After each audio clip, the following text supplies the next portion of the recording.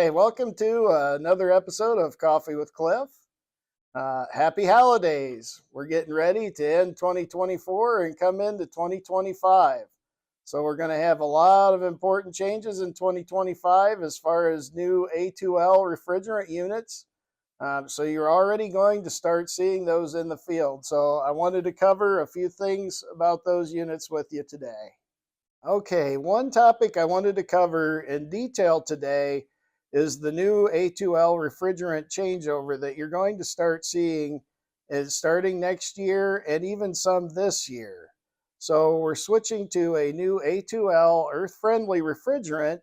The one that we've chosen is R-454B, and you'll start to see that in new units as they ship out of the factory. One of the biggest things that you're going to see in these units is a leak detector. And I wanted to cover that in pretty good detail today.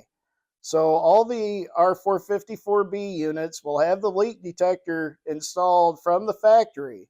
Let's talk about the leak detector in greater detail. As you can see, it's a small device that's used. It's got relays included in the leak detector itself. This is the way it would set in the unit mounted on usually the blower base. So it'll be in the evaporator section of the unit. The trouble and diagnostic lights and the sensor are on the bottom of it. So what this means is this could be sitting on the blower partition. Any water, dust, everything would collect on the top, but then on the bottom is where the actual sensor and the troubleshooting light is.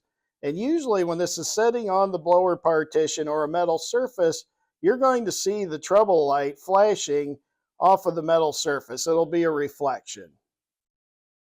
It also includes a 6-pin plug. So this 6-pin plug will go to a relay in the unit and then into the control panel area. And that's where it's going to be sending and receiving signals. There'll be 3 different types of leak detector devices. One of them will be a relay type, and you'll see that in the standard product. And then there'll be 2 other ones that are Modbus controlled for the PLC brand products. So the PLC products will have Modbus controlled leak detection devices, and we'll talk a little bit more about that as we go along. Next, let's talk about how the leak detector operates when the unit starts up. So when the unit first starts up, it's going to go into a self-test mode for a few seconds.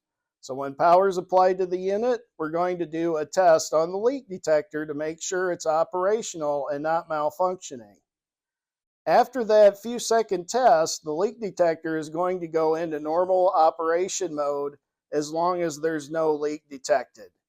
So that's kind of a way that the leak detector starts up when the unit first fires up and then power is applied to the unit. All right, so let's say the leak is detected. The leak detector is going to go into an alarm mode. And we'll talk about the alarm mode in a little more detail here as far as what you're going to see the unit doing.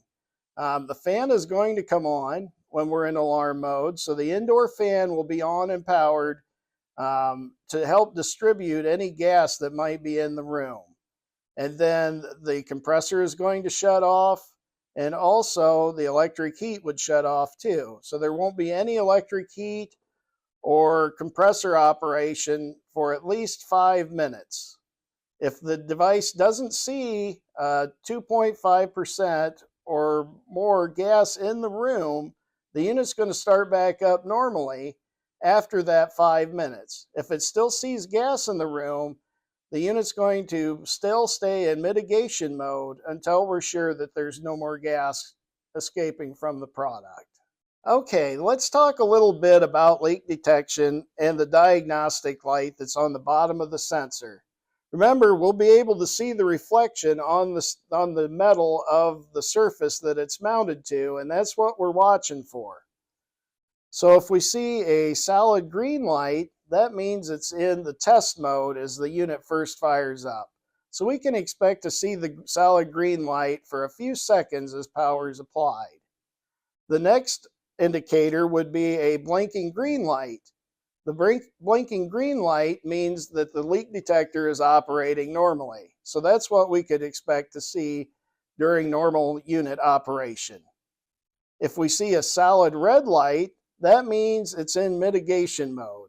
So we're in mitigation mode, a gas is detected, and we're operating the fan and doing what we're supposed to be doing during the mitigation event. The next light that you could see would be a blinking red light, and that means that there's an error with the device or a fault code. So that's usually an indicator that we need to replace the device. Let's talk about if we have to replace the device. If we have to replace the device, there is a part number on the front of the leak detector, so we want to write that number down. Now, typically, for a life expectancy, we can plan on at least 15 years. After that, it may be good to add this as a preventative maintenance item on your checklist. Bard decided to add the leak detector to all unit models at the time of this filming. And it's pretty important to know that you don't have to order this as a separate item when you're ordering equipment. So we've got you covered, breathe easy as far as the leak detector inside the unit. If you want more information about leak detection or maybe other steps that would need to be taken, we do have a manual online, 2100-810, that you can reference at this time. But that's at our website, so feel free to look at that document to find out more information. All right, there's actually two different devices like we were talking about. One is a relay-based leak detection device that would send out a message through the L terminal on the 24-volt terminal strip that you would hook to your thermostat or controller. So during an event, you would get 24 volts at the L terminal.